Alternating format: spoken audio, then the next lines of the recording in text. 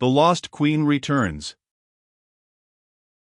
On the same evening that Trot and her companions were arriving at the Emerald City, Cheeriobed and his counselors sat talking in the great blue throne room of the palace.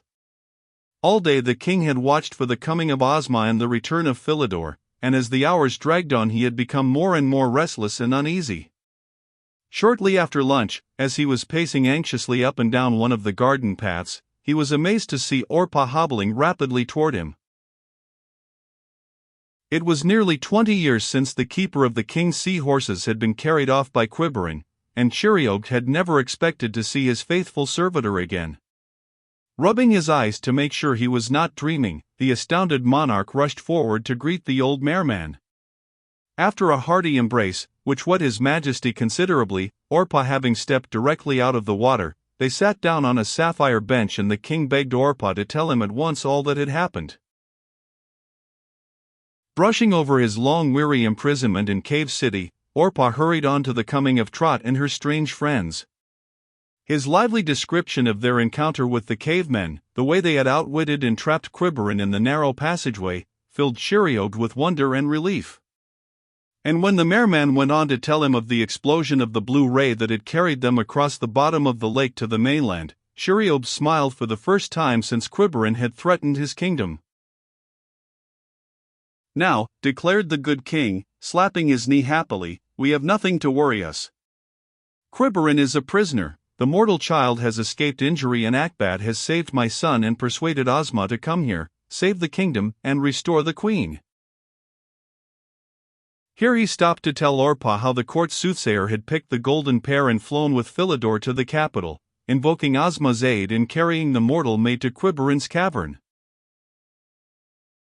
"I expect Ozma any moment now," puffed Cheeriobed, shading his eyes and looking out over the lake. At these words, Akbad, who was hiding behind the king's bench, covered his ears and slunk miserably away. How could he ever explain the failure of Ozma to appear, or account for the strange disappearance of the little prince? Again and again he tried to fly away from the Osier Isles, but the golden wings refused to carry him beyond the edge of the beach, and when in despair he cast himself into the water, they kept him afloat, so that even drowning was denied the cowardly fellow. Dragging his wings disconsolately behind him, he trailed about the palace, or perched forlornly in the treetops, and when, in the late evening, Cheeriobed summoned all of his advisers to the throne room, the soothsayer came slowly and unwillingly to the conference. Orpah, with his tail in a bucket of salt water, sat on the king's right, and Toddledy, thumbing anxiously over an old book of maps, sat on the king's left. Umtilio, nearby, strummed idly on a golden harp, and Akbad, after a longing glance at the chair set out for him, flew up on the chandelier where he would have plenty of place for his wings and where he could sit down with some comfort. Ranged round the conference table were the officers of the guard and members of the king's household, and they all listened attentively as Cheeriobed began his address. "Tomorrow is the day Quiberin has threatened to destroy us," began his majesty gravely, "and as he may escape it were best to devise some means of defense." They all nodded approvingly at these words but said nothing. "Has anyone a suggestion to make?" asked Cheeriobed, folding his hands on his stomach and looking inquiringly over his spectacles. "I suggest that we all go to bed," yawned the captain of the guard. "Then we'll be rested and ready for a battle, if a battle there is to be." "Why bother to plan when Quiberin is stuck fast in the cavern?" asked Akbad impatiently. "That's so," mused Toddledy. "At least not before Ozma arrives." "When did Her Highness say she would come?" he asked, squinting up at the court soothsayer. "Just as soon as the Wizard of Oz returns from the Blue Forest," answered Akbad sulkily. "When Trot and her friends reach the Emerald City, they will persuade her to come right away," put in Orpah, "and they promise to come back with her." "You will be astonished at the Stone Man," finished Orpah solemnly. At Orpah's casual remark, Akbad could not restrain a groan. However would he explain to the little ruler of all Oz his own foolish and deceitful conduct? Dropping heavily from the chandelier, he bade the company good night and made for the door, his wings flapping and dragging behind him. As he put out his hand to turn the knob, the door flew violently open and Julia burst into the room. "A boat," panted the little girl, throwing her apron over her head. "A boat is coming round Opal Point." "It is Ozma," exclaimed His Majesty, thumping the table with both fists. "Where are my spectacles? Hand me my crown, spread the red rug and call out the guard of honor." Without waiting for any of these commands to be carried out, Cheeriobed plunged from the palace through the gardens and down to the shore of Lake Urizen. Orpah reached the beach almost as soon as His Majesty, followed closely by Toddledy and all the king's retainers. A little murmur of disappointment went up from the crowd as they stared in the direction indicated by Julia. A boat was rounding the point, but only a fisherman's dory. Opposite the man at the oars sat a closely wrapped figure and, as the boat came nearer, this figure arose, cast off the cloak and, standing erect, extended both arms.